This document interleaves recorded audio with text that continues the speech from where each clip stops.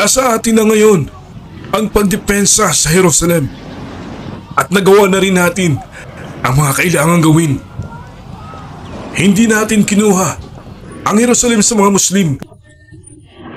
Niwala pa sa kanilang mga dakilang mandirigma na ngayon sasalakay sa atin ang ipinanganak sa pagkatalo ng syudad na ito.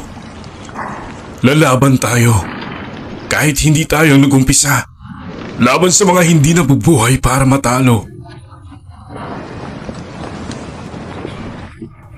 Ano nga ba ang Jerusalem?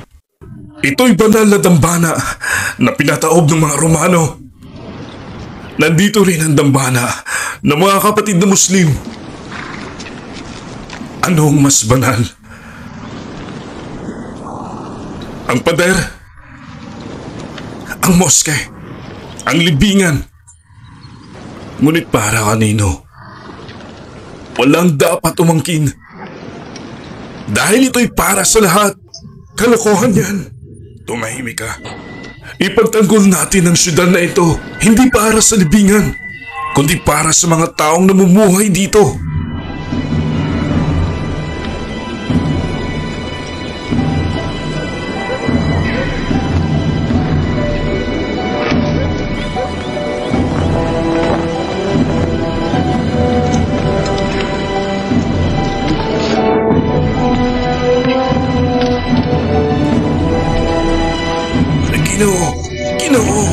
Ginoo!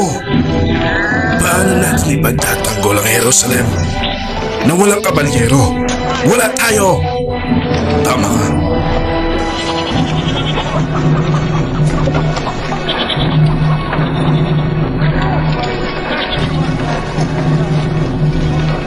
Saan ka nakapwesto?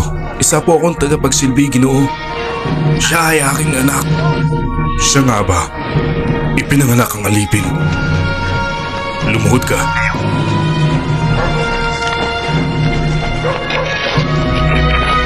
Lahat ng kalalakihan hanggang lumaban. Luhod!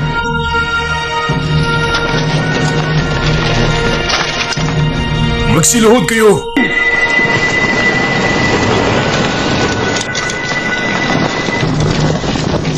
Iwaksi ang inyong takot sa harapan ng inyong kalaban.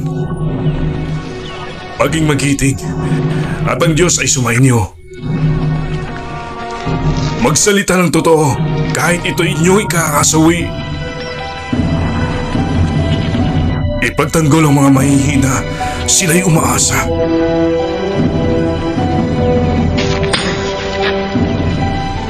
Para maalala mong sinabi ko, magsitayo kayo! Simula ngayon, kayo'y mga mandirigma.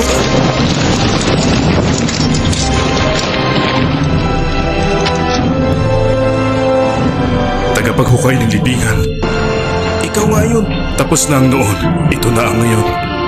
Tumayo ka, mandirigma. Sino ka ba sa tingin mo? Babaguhin mo ang mundo? Hindi ibig sabihin nun isa ka ng mahusay na mandirigma.